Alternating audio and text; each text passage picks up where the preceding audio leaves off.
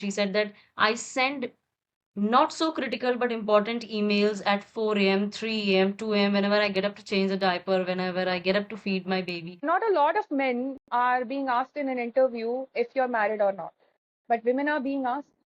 They're asked if you're pregnant. They're asked when they're planning their kid, which is very personal. Women's freedom.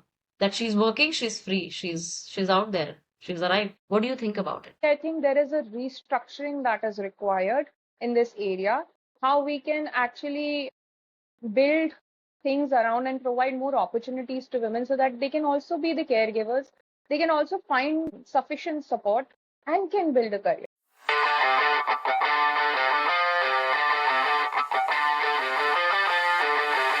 Namaskar. Welcome to She Thrive, a yet another wonderful episode of Stories of Women. Before I begin this podcast, I would like to make a small request. Please subscribe to this channel because She Thrive is not just a podcast.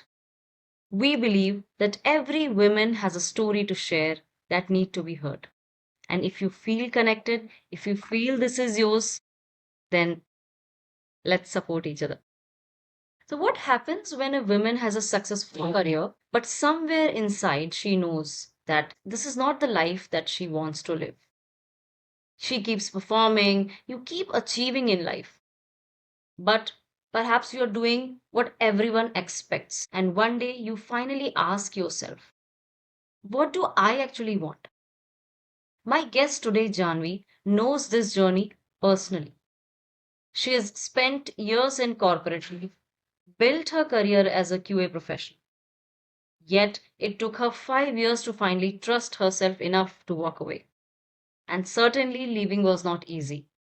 There were uncertainties, there were self doubts, and even a phase when she wondered if she should return to corporate. But she chose to explore, experiment, and rebuild herself.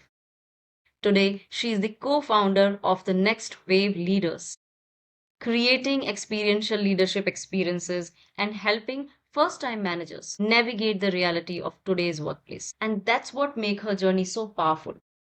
She didn't just quit the job, she rebuilt her definition of success.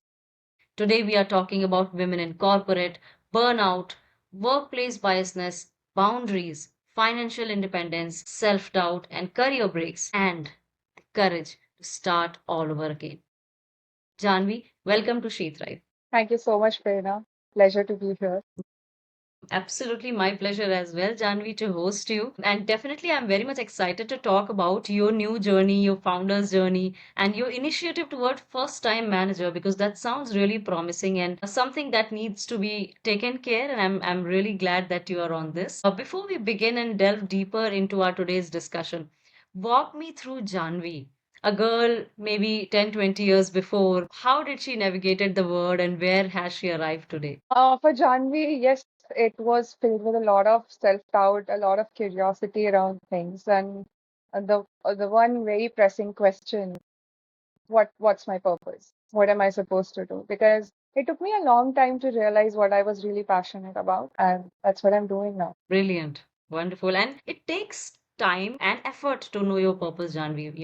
I could really connect and understand when you said this because it's not easy. From the time you really understand that you want to find your purpose, till the time you find a purpose, it's a journey for every person who is into an entrepreneurship or such. So, of course, I could connect with that. So, before we talk about your journey of your new initiative, let's talk about the women behind in the corporate world, or perhaps when she decided to join the corporate, what did success really mean to you at that time? See, when you're a kid, for you growing up and success looks like, yeah, I'm gonna earn money.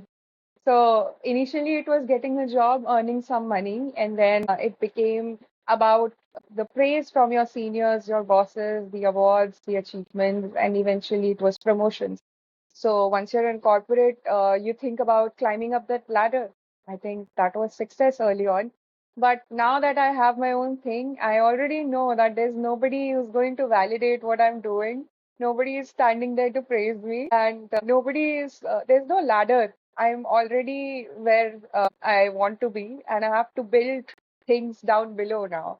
So, yeah, that's changed. Absolutely, and you've put it really well. Wonderful. So you were at corporate previously, and you had been recognized well for your job. You still knew something that that you were doing, but perhaps somewhere inside you, you must have felt something is missing, and you were trying to figure that thing out. So what happened internally when, at that moment, when you actually realized that perhaps I need to move out, or I could not see what's happening, and I want to change? Navigate us through that period of your life. Yeah, I guess I knew this from the very beginning. Being a very creative person and being a part of corporate are two different things. You don't get a lot of room to experiment. You don't get a lot of room to be creative. Luckily, I had that room because of my managers. I remember the first meeting that I had with my senior manager, and he told us that there is a portal where there are a lot of courses that our company provides, and you have to take whatever you are interested in. And at that point, I realized I wasn't interested in any of it. And the next sentence I still carry with myself is if you're not interested in any of that, you're probably in the wrong job. And I knew in that moment I was in the wrong job. But it took me 5 years to build up to that courage. The most pressing question at that time was, if not this, then what? And you keep asking that question and you wait for the surety. And for women, we don't get a lot of support. We get a lot of challenges that we have to prove before we make a decision. So money was giving that freedom to explore while I was in the job, and I experimented a lot while being on a job. And then I finally found my people who could support me when I'm doubting myself. And when I finally found them, I had the courage to leave the job and start experimenting and move on to uncertainty. Wonderful, very raw and real. And yes, about that moment when you say that you could not like any of them, right? When they said, that perhaps you're at a wrong place. So you're often, that you're surrounded by people taking up extra initiatives and bringing creativity around you and improve into the workplaces. Why do you think women sometimes give so much beyond their work? It is a tendency that whenever we take up any assignment, whether it is into a corporate or our own or anything for that matter, we tend to deliver more than expected. And that converts into contribution, sometime power, sometime career growth, and sometime it does not turn out well also. And that's where that feeling of unsatisfaction or self-doubt also begins, that was it not enough? Was I not enough? So have you seen anything, experienced anything, not with you or perhaps someone else, and you have a story to share? Definitely, I've been a part of that. For me, it turned out in a different direction. It turned out well, and some days it wasn't, honestly. So I've seen both sides of it. Initially, when I started experimenting and I did not like my job, I found other ways to still stay there. And I used to bring a lot of team building initiatives and a lot of event ideas. So my creativity was still getting a space because I was more vocal about it. I was going to managers and I was asking questions and I was asking for opportunities. And also, yes, if you're a woman, they will make you in charge of planning birthdays. That is, planning birthdays and farewells and all that. And it's assumed that you're a woman and you're good at planning things and all that. I think the urge to constantly prove yourself and deliver extra is because we are fighting in a world that is not meant for us. And we have been subsided for a very long time. So we feel like, maybe this is not enough. Maybe I have to prove myself extra. We have to do something more to be more valuable. I think that comes from a little bit of imposter syndrome that you constantly feel I don't belong here. But it's not, you don't belong here not because you're not capable. You don't belong here because it's not designed for you. It's designed to test you. Oh, well, Yeah. wonderful. Double standards is also one thing that we can kind of we can say that that. And you've also spoken about assertiveness, Janvi, when we were talking of late, that perhaps assertive men's are considered as more authoritative, whereas if there's an assertive woman, she's labeled as rude. So can you share a moment when you personally experienced that? Yeah, specifically, I remember getting married, and I used to be that what you call it highly productive employee who was because I had nothing else to do. For me, keeping busy is my mechanism. I like to keep busy, and I even though I did not like the area of work, I was good at it. So I loved being there. I loved getting the appreciation and everything. And I was ready all the time. I was the yes girl. Mhm. I never said no. And there was a time when I was getting married. I had just gotten married and I was expected to be there on the weekends. And I had this whole new family that was waiting for me to make some time for them. And I was already working 12 hours a day because it was always 12 hours. And they got habitual of it. And once I said no, listen, I have a personal thing to do and I'm not going to be available. That was a big shocker. And that performance review was like, you're not a team player. Hmm. You were rude. Only because I said no, only because I asked, oh, maybe we can take this offline, maybe we can discuss it. The discussion was not an option. And when I refused to be on weekend, which is something that I'm not even being paid for, Of course. it was rude. Setting a boundary for a woman is rude. See, Hmm. what I've understood through my experience is the definition of good girl and good boys are different, even in workplace. So well said. So for a good girl, it's a very submissive identity. You Hmm. have to agree, you have to please, you have to put everyone else above you, and you come last. And then you're a good girl, you're a good woman. Hmm. And for men, it's mostly like you take priority, you are achieving, you're thriving, you're authoritative. And a woman is expected, especially in leadership role, we are expected to be more empathetic, more soft. So I think that's the double standards we are talking about.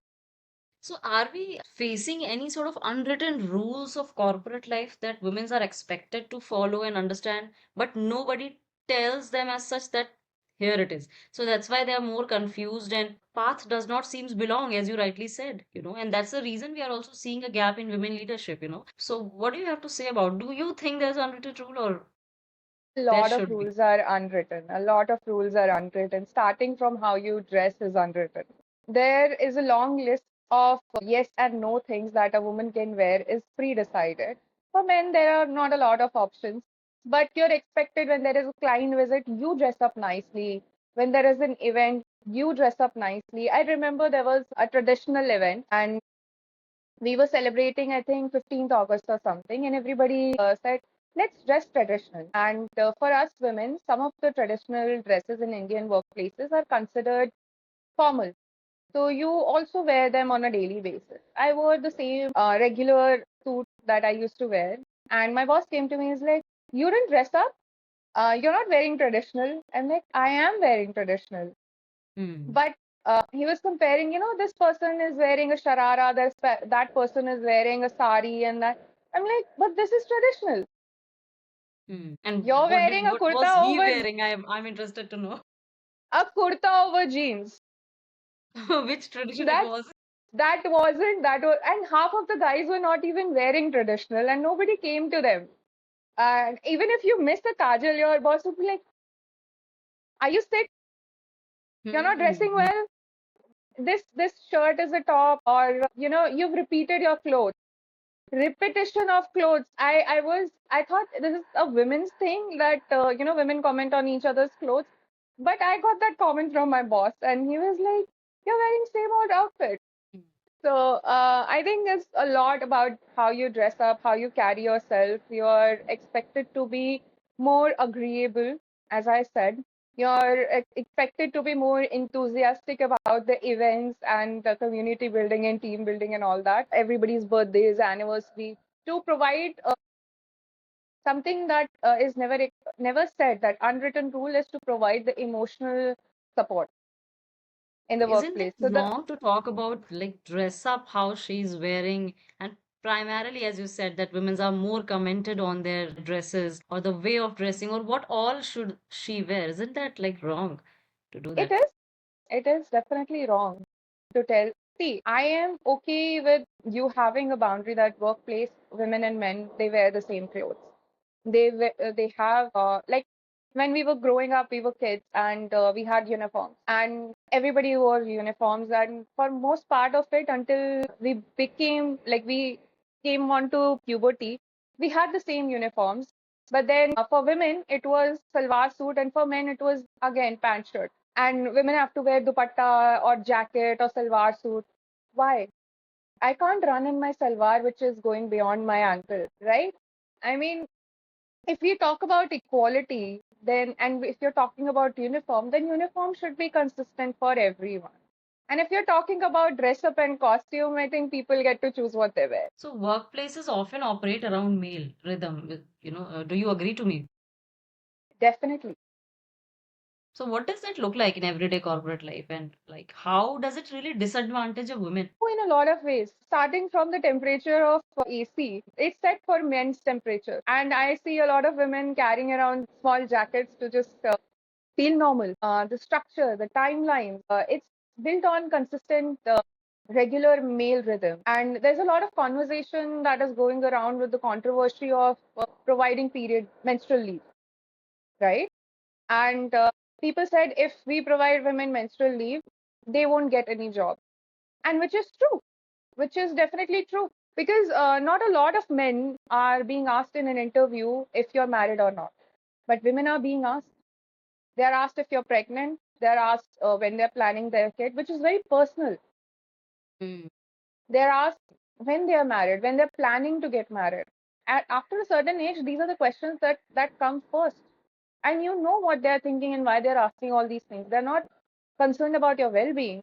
They're concerned about how many unpaid leaves they have to give you. That's really, so I mean, some of the points that you're raising up are so true, and I'm sure that the girls and the women who are hearing this out, they will relate to it. That, of course, as soon as any girl, she goes into a corporate, one next question waiting for you is that when are you getting married? Or if you're married, then what's your family plan? But in today's context also, when they understand that, there are all sort of help, support, scratch, daycare, baby care, etc., everything is available, and women are so ambitious and serious for their jobs and roles. Why are we still asking these kind of questions? Isn't it like obvious that if she wants to work, and shouldn't there be a empathy around that also? And why are we kind of assuming that she's not gonna work? See, first of all, we need to understand that a women's body is differently built like man, and how they function on a 24-hour cycle, and women function on 28 days cycle. Plus, there is a lot of rhythm to it. That initial few years are around your menstrual cycle. Then there is perimenopause, and there is menopause. There is pregnancy scare. There are miscarriage scares. There after pregnancy, also for 40 days, you are bleeding straight. You Hmm. won't be able to work. You're still adjusting, and giving just maternity leave is not going to help. And in a lot of cases, maternity leave is considered as vacation, which is, the toughest period of a woman's life. Hmm. It's not a vacation. 6 months, not a vacation. She is trying to readjust her identity. And I think what helped was COVID for most people when women started working remote. The pressure of looking perfect, the pressure of traveling and showing up. You can still be with your kid and you can work, and that's the reason why I prefer. If you can not give them opportunities offline, provide them opportunities offline. They are good at balancing so many things at the same time. So I think I'm not saying provide sympathy or empathy. I think there is a restructuring that is required in this area. How we can actually build things around and provide more opportunities to women so that they can also be the caregivers. They can also find sufficient support and can build a career. Very well said. And I especially liked your point, Janvi, when you said that it should be restructured, because actually, currently, if you see, the workplaces are more naturally designed towards men, and especially your point of that AC that you said, and everything so precise, and perhaps not everybody would realize or notice that, because yeah, we are so good at adjusting around things and balancing out things. But yes, it is, that's how it is, to be very true. And especially this phase, like marriage or having children, they are sidelined because again, these places are not being designed altogether, keeping women's in consideration, and then we think that they can contribute equally because they are too good to contribute. So I remember there was someone in my circle also, and she had a kid, and she said that I send not so critical but important emails at 4 a.m., 3 a.m., 2 a.m. whenever I get up to change the diaper, whenever I get up to feed my baby. I send that email and then I get back to sleep, or I do that bit of my work. But I make sure that next day when I reach office there are no pile up, right? To the work. So yes, that's how the things I are. want But to add one point here. If you yeah, think women are good at organizing events, you should also believe that women are good at organizing their work. of course, so well said. And again, here is also there's a small sort of biasness. If you see in our cultural customs, let's say families or spaces, the bigger events still we think that male can only organize. Only the smaller events we believe that women can do. Again, there's a biasness. If we are good in organizing events, why can't we organize a whole wedding? You know, why it has to be again a male-driven initiative. So Yeah. yes, there are if you kind of try to if you start unfolding it, there will be a lot of things that will come under it. But anyways, coming back to the experiences and transitions that you have experienced and you had specifically talk about also. There are different prices that women have to pay sometime, which are expected from their end that they have to pay in order to build to their professional life also. Have you also done any such trade-off? Yeah, currently I'm trading it off with my health. Is it? Take care of yourself, right? I mean, it takes a toll. I totally agree with you. It takes a toll, but yeah, we women's are strong for sure, and we'll navigate this. So after quitting your corporate job, Janvi, it took you 5 years to take that decision, basically, that you will rebuild yourself and you'll start it all over again. So what kept you there for some time? What was happening when you were thinking over these period of time and when you were kind of preparing yourself? I think yes, I what I lacked was clarity. As I said previously, that if not this, then what? So that money that was coming at the end of every month was giving me the freedom to actually explore whatever things interested me, whatever doubts I had. I took courses for it. I prepared myself. I saved up money enough to build the confidence that okay, now I can take a leap of faith and quit my job, and I have enough backing. If if I need it, I have enough to survive. I have enough to experiment and start a business. And I did experiment a lot of different ventures before I landed and started the next one. Okay, so we all say that founder's journey is never easy. We all say that it takes a lot of time to find your purpose and then align yourself, and a lot of messy period happens before you really set yourself that okay, this is what I want. And I'm sure that you have also Yeah. experienced like through different ventures that you have done. So how does that messy period looks like, and what did it really taught you before you decided that okay, this is what is my calling? It was filled with a lot of questions, the sense of failure with everything that I've been trying, and it did not pan out the way that I expected. It tests your patience in so many ways that you want to win because I'm not measuring my success from the point that I have started this venture. I am measuring my success from the point that I have started believing in myself and gave up my job. So for me, it was like it's been so much, it's been so long. I haven't been able to figure it out. And it puts a lot of pressure and you get desperate. And sometimes you also doubt yourself. Maybe I'm not good enough for it. And maybe this is not for me. Maybe I'm not meant for this and not equipped for this. Maybe I should quit and go back to the job. And I did that. I did that. I started interviewing and I'm glad I chose finally not to enter the corporate world by getting in. I was stern on that decision that I am going to build something of my own. And So I'm so yeah, it proud goes of through you. a lot of self-doubt. Thank you. I totally understand, and I'm so proud of you that you did that because that's a phase that built you. And having a rock solid vision is not a cakewalk that it'll suddenly come to our way, right? Hmm. So today, when you're building Janvi, the next wave leaders, what was the biggest psychological shift from being responsible for delivering certain things in an organization to becoming responsible for everything and in fact creating something new for others? Right? How does that psychological shift happen and how does it feel? What does it bring to you and for others? That path in itself is very scary. And when it's like growing up, it's like adulthood, when you know there's nobody coming. and you have to figure it out on your own. And that's what entrepreneurship in itself is. It's like there's no boss who's going to tell you this is right or wrong. There is no boss who's going to tell you if you did the right job. Is not going to get a pat on the back. You're not going to get claps or recognition or award for it. You're going to keep building. You're going to fail and you'll learn from it. So that's the shift that happened, that from being this person, when I could, if I'm not feeling well, I could put on a sick leave without asking for any permission and be like, it's their responsibility, it's their problem now. I am on a leave. And to becoming that person that even if I'm sick, even if I'm sleeping, I'm thinking about it. So yeah, that's the shift that happened. Wonderful. So what's in it there?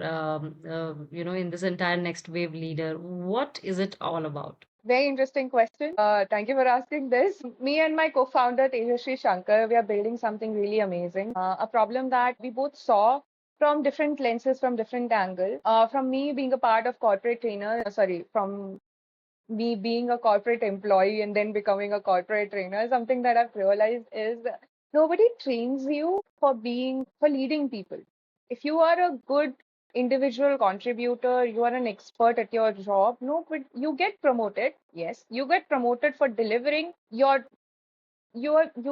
get good at delivering your tasks and you're amazing at it, but you're not good at guiding others to do the same job. And nobody trains you. You're just promoted one day as a team lead or as a manager, and then you're expected to answer all the questions, to, give them feedback, test their performance, and assign them tasks, do a follow up, and, all of those things. Lead them through uncertainty, guide them through changes that are happening, something that you've never even experienced yourself. Suddenly there is AI, and now your team is sort of anxious about it. Like, is it going to replace us? You don't know how to answer it. You've never experienced a change through AI. You are navigating it yourself and nobody prepares you for it. Suddenly, there is a leadership change that has happened. There are policy changes that are happening. Somebody new is coming up. There are shifts that are happening that you haven't experienced by yourself, and you have to navigate your entire team through it, right? So I think, and then what ends up happening is either you try to copy what your bosses did for you, whatever reference you have, and it's like parenting. You know, nobody tells you how to be a good parent, and you end up asking your parents how you did it, and you Well, start, connected narration, I would say. yeah, and you start repeating same patterns that they did, right? And then you end up Hmm. complaining, we didn't make the change, or Hmm. you start changing everything with your instinct, and then you start failing because you don't have the entire context. So Right. this is what we are planning and building, that we are providing a very immersive experience for managers, for leaders, and that being team leads or anybody who has never actually led anyone, who has never been in a leadership position but was an individual contributor, and they're great at it. Especially when you look at tech, a lot of developers and a lot of testers, like I have been, they're good at their job. At the back end, they're amazing, but when it comes to presenting the same thing, that's where Hmm. they lack the ability, Hmm. the communication skills and clarity, all of those things. How do you guide somebody else? Because in your head, you have had years of practice with that technical thing, but you haven't had Right. enough practice with leading people. That's what we Right. are building, and how we are differentiating this thing. We are providing safe space for people. We are building a community where they can grow along with each other, so that, because when you start leading people, some of those people have been your colleagues, and it's a very lonely job to do. It's like teachers becoming a principal all of a sudden, and then in your own room making decisions, and it's lonely. So we are making a community, and we are going to be guiding them through it, through that shift, through that transition. within a community so that they can grow together and not feel lonely. Wonderful. This is a thoughtful initiative, Janvi, and I really congratulate you for doing this because definitely being a manager and being a skilled person are two different things. That I feel that it's not automatic or natural that you become a leader. Being a leader is a different trait altogether, but good part is that it can be learned. So, I'm glad that you're doing this. You're also doing something called Went Out Wednesday, where you're training Yeah. these first-time managers. So, what are you hearing from today's managers that tell you that the workplace hasn't changed as much as we think perhaps it has? A lot of questions are coming around handling and dealing with Gen Zs, I think.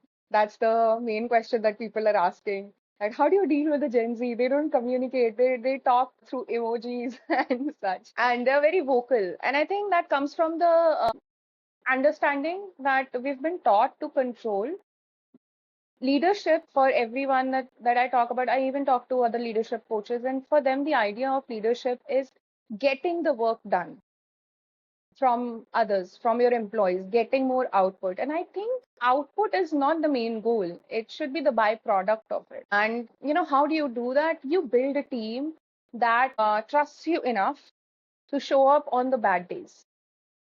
When there is a crisis, they are happy to be on the weekend because they know that this person won't call us until unless it's necessary. They come to you with issues and blockers before there is rework, before there is a possibility of rework.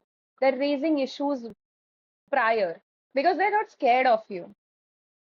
They are asking questions, they're asking doubts before messing things up and assuming what they understood to get the Hmm. clarity because they Hmm. believe that you will provide that clarity as opposed to just providing instructions and then assuming that the work will get done, pressuring people and scaring. See, output will be there even if you scare the person or if you guide them through. It's just you have to think long term. There are going to be bad days also where even you don't know how to figure it out. And you need a team to be there to figure it out with you. So I think a lot of misconceptions are coming up. And the idea that we think leadership is, that has to change. And it's not just about leading Gen Zs, it's about Hmm. leading a generation that is vocal, that Yes. that is aware, that is not just a yes sir squad. Right, right, right. Very well Yeah. explained, Janvi, and that really hit when you say that leadership is actually about completing the work and getting the output and the byproduct of it rather than controlling that do it this way. And that's where you actually start getting different and valuable results. So lovely. This is really interesting what you're doing, and I'm sure that, people are looking for it and, they'll find you through this also today. So, how do you define what is your own definition of freedom when you are into this space today, Janvi? Because you get to do a job, you got money, but do you think that in today's context, and that is something that I also ponder upon often, is financial freedom is something which is a freedom for women that we are kind of tagging today, especially with women's freedom. That she's working, she's free, she's out there, she's arrived. What do you think about it? I think that is correct. you know Freedom should not be tied with money, but unfortunately we live in a world where even water, air, basic necessity, everything is tied with money. So eventually we end up defining our self-worth and our value with money, like how much we earn, how much money do we have. I think freedom is some girls are growing up nowadays. They're growing up free. How they are growing up free because they are not questioned as much.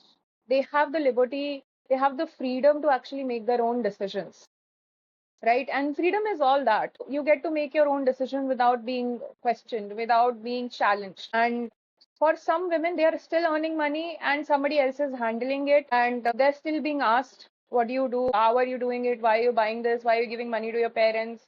All those questions, right? So I don't think freedom comes from money.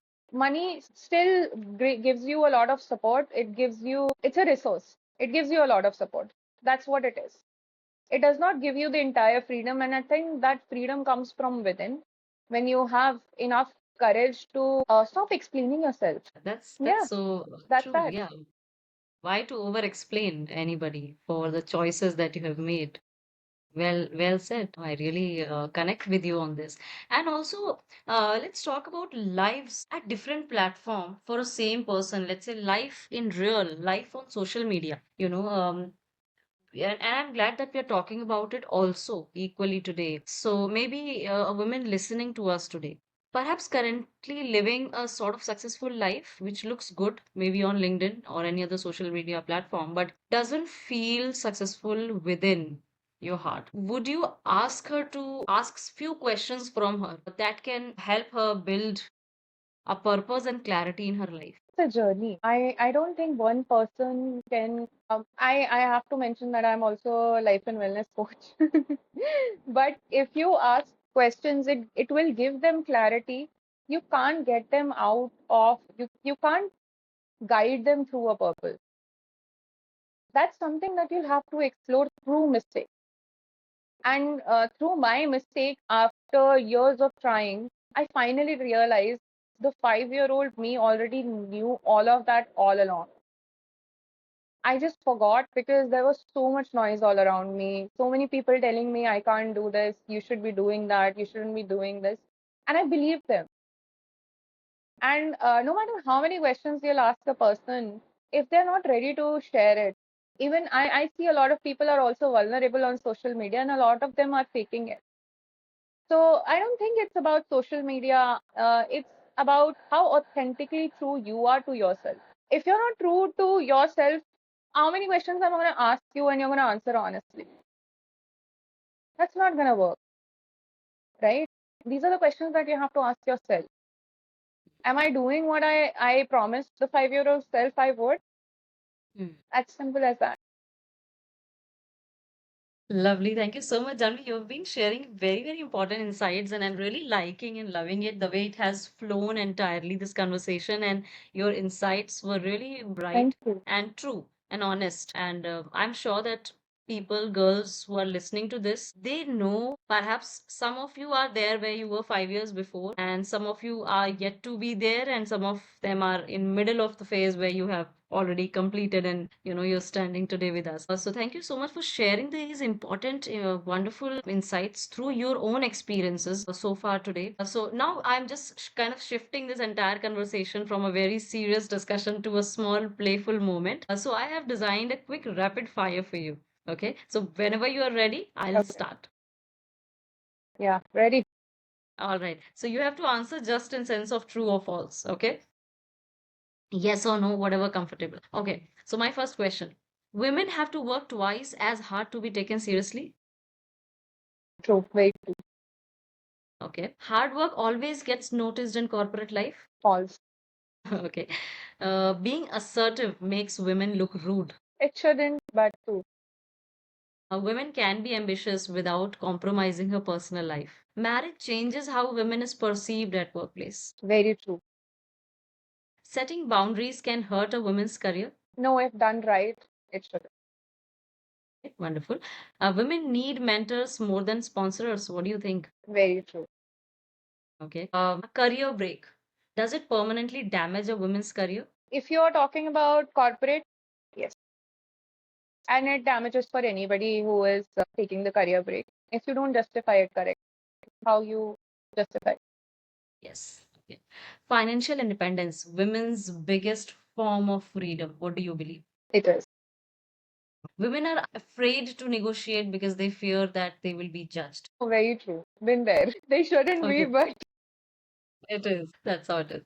You have to become extroverted to become a successful leader. Is it necessary? not really. Being liked is more important for women leaders than being respected. Being respected is more important. Self doubt never completely disappears even after success. What do you have to think? Never. Never does. Starting again after failure can make you strong. Yes, it does. And women today have more power in workplace than ever before. Yes, they have. And perhaps the last one, the biggest career barrier for a woman is sometimes their own lack of self-belief. Yes. You can doubt yourself, but you have to trust yourself. And trust is not that I am going to get to success and I am going to do everything right. Trust is if something goes wrong, I'm going to get out of it. Lovely. Well played, Janvi. Thank you so much for being so sportive in this and sharing it all so wonderfully. So before we kind of call this up, a very last reflection for everyone who is hearing this. So if we remove the designation, and this question is for you, Janvi, that if we remove the designation, the business or the achievements also altogether, your relationship status and every label basically that society has given you, who is the woman that remains and what does she want? For me, Yes. oh, if you remove every label, I would be this person who is very curious about things, especially people, life, very creative, loves to dance, binge watch, same for shows, loves her friends, and if given a chance and if money was not a thing, and I keep asking myself this question, I would be traveling and then finding my people, and I think I would just be running around. That's it. Wonderful. And the people who are watching this, any one message to those people who are hearing this podcast today, something that you want to tell them out of your whole life experience as still yet that you want them to carry through this entire conversation? The only message that I have for women is believe in yourself. Believe in the 5-year-old version of you. She knew. She knew all along and she believed in you before you started hearing everybody else. And if somebody would have asked you, you would aim for the biggest star. You would have aimed to be an astronaut and whatever. But then everybody told you you can't, and you thought you can't. You thought that all those views of others is you telling yourself, stop that. Stop telling yourself you can't do it. You can. It will take a little bit longer. It will take all your patience. It will test you in the ways you have never imagined, but it will work out. And if you're in a community, like the community that Prerna is building, if you're working alongside different women, it will empower you. It's a myth that people have spread that women bring each other down, women uplift. If you find right people, they uplift. Thank you so much for sharing all of this, Janvi. And this conversation has nothing lesser than reflective, giving, calming as well as informative to me also. And I'm sure that this has been for everyone who is hearing this out today. And they know exactly that. See, the perhaps the entire idea of doing this conversation is to tell those women out there that hey, if you are also there, you're facing all of this, you're not behind, you're not less, and you're certainly not. Stop self-doubting yourself because this is what many of us are dealing with today, but still rising, shining by, like as you said, believing in yourself and finding your, your kick or your purpose in life. And perhaps you can convert this into a more beautiful phase of your journey where you convert this self doubt into self trust, isn't it? All right. Thank you so much for being here today. It was really a special honor for me to have you on this show. Thank you so much for being with me today, Tanvi. Thank you so much for having me. It was lovely. Thank you so much. Same here. Thank you so much. And thank you to all the viewers who are watching this today. And if you could connect with it, like I said, please share, subscribe to this channel, and definitely send this link to someone whom you think need to hear this conversation and get relieved. Thank you. Thank you, and have a great day.